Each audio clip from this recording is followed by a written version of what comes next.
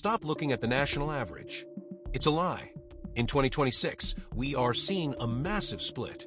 I'm going to show you the 3 specific states where prices are about to flatline, and the 3 hidden markets that are primed to explode.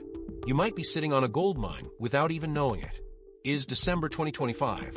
We are staring 2026 right in the face.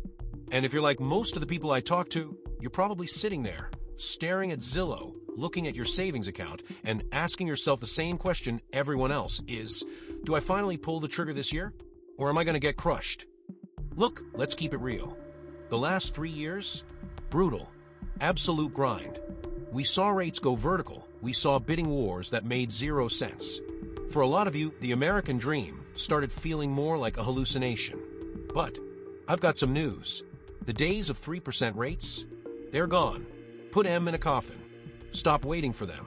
But here's the flip side. 2026 is shaping up to be the year of sanity. Finally, this video isn't for the TikTok flippers. If you want to get rich overnight, click off. This is for the adults in the room who want equity and actual stability. So I'm going to skip the fluff. We're going to look at the map. I'm going to tell you exactly where the smart money is going and where you need to stay away from unless you like lighting cash on fire. Let's go. First off, we got to look at the elephant in the room, the Fed. Interest rates, the new normal. We're closing out 25 with inflation pretty much tamed. So, what's the damage for next year? Expect the 30-year fix to sit somewhere in that 5.8% to 6.2% range. Now, before you groan, hear me out. 6% is actually normal. It's healthy. It's high enough to kick out the speculators, but low enough that if you have a solid job, you can make the math work. This is the sweet spot we've been waiting for. Then there's inventory. That whole lock-in effect when nobody wanted to sell? It's cracking. Why? Because life happens. People get divorced, they have triplets, they get transferred. In 2026, we're going to see about 15% more houses on the market. It's not a flood, so don't expect prices to plummet, but at least you won't have to fight 20 other people for a house that smells like wet dog. And finally, the recession fear.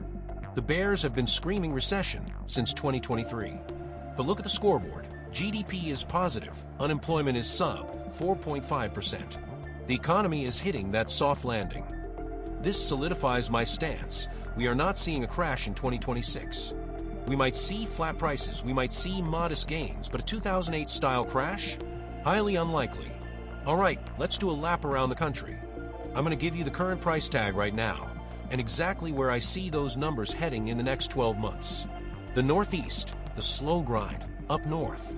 Boston, New York, Jersey. Right now, Boston is pushing $780,000. New York suburbs are tight.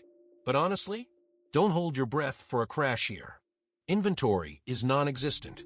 For 2026, I see the Northeast doing a slow, steady grind upwards, maybe 2 to 3%.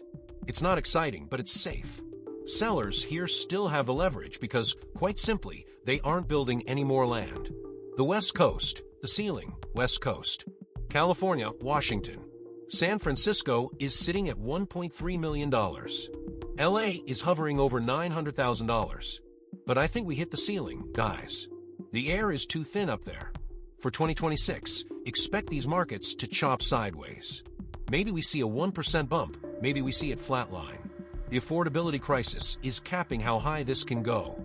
If you're buying here, you're buying for lifestyle, not for appreciation. The Sunbelt, the reality check. Now the Sunbelt. This is where the drama is. Florida first. Current median is $420,000. With insurance premiums skyrocketing, I'm actually bearish here. In coastal areas, I wouldn't be shocked to see prices dip 2 to 3%. Buyers are pulling back. It's a wait-and-see market. Then you got Texas. Austin is at $450,000. Dallas, $380,000. Here's the thing. Texas loves to build. There's so much new inventory coming online that it's going to keep a lid on prices. I predict Texas stays flat to slightly up, maybe 1 to 2%. You won't see massive appreciation, but, and this is key, you will see builders offering massive incentives.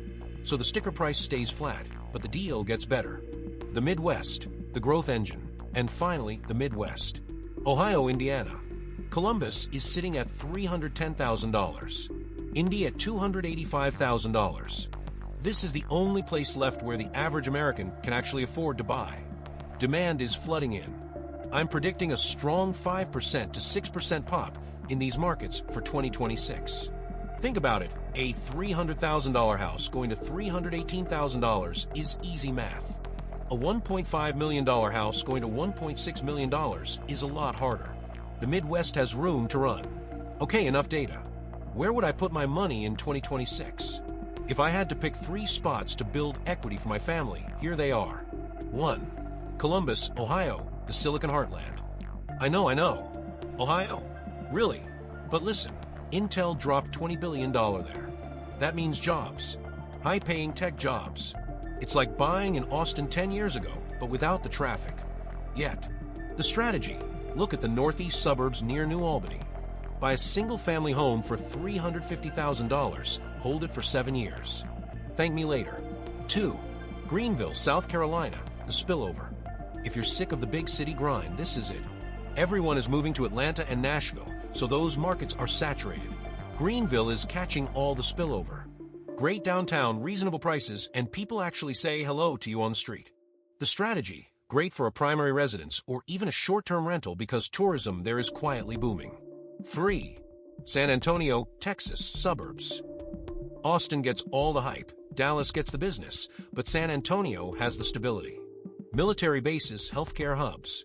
Recession-proof stuff. Builders there are desperate to move inventory. The strategy, walk into a new construction sales office at the end of the quarter. Negotiate aggressively. Get them to buy down your rate to 4.5% for the first year. That smells like opportunity. Now, where should you run from? Real estate isn't always up and to the right. There are traps. Trap 1, coastal Florida. I love the beach, but I hate bankruptcy. The insurance situation is a ticking time bomb. Major carriers have pulled out. If you buy coastal, your premium could be $10,000 a year. One hurricane and your deductible wipes you out. Unless you're paying all cash and can self-insure, it's a hard pass for me. Trap 2, remote Zoom towns. Remember when everyone moved to the middle of nowhere in Idaho during COVID? Yeah, well, bosses want butts in seats now. Return to office is back. Those markets are drying up. Liquidity is gone. If you buy there, good luck selling it later. Don't catch a falling knife in a ghost town. Trap 3, old condos with high HOAs. Watch out for those special assessments. If the building is 40 years old, check the reserves. You don't want to buy a condo for $200,000 and get hit with a $50,000 bill for a new roof the next month. Always audit the HOA financials. If they don't have money in the bank, run away. So we know the where. Now let's talk about the how. To win in 2026, this is your 4-step battle plan. First, fix your credit. That 6% rate I mentioned, that's for the A+ students. If your credit score is trash, you're paying 7% or 8%. That 1% difference is like $90,000 over the life of the loan. Pay down the credit cards. Do not, I repeat, do not go buy a shiny new truck before you buy the house. Please. Second, the 25% rule. I don't care what the bank pre-approves you for. They want you in debt. Stick to 25 to 30% of your take-home pay for your mortgage. At 30 plus, you need money for retirement, for your kids, for travel. Do not become house poor. It's a miserable way to live. Third, date the rate, marry the house. It's a cliche because it's true.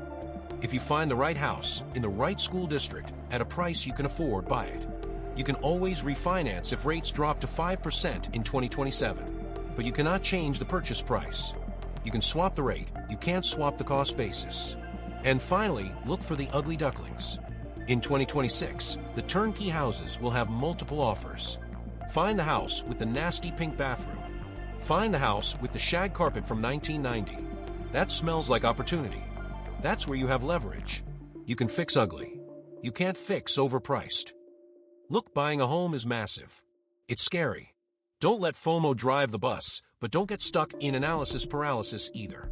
2026 is going to be a solid year if you keep your head on straight. The market is stabilizing. Opportunities are there if you know where to look. Do your due diligence. Run the numbers. If this video gave you some clarity, hit the like button. It actually helps the channel a ton.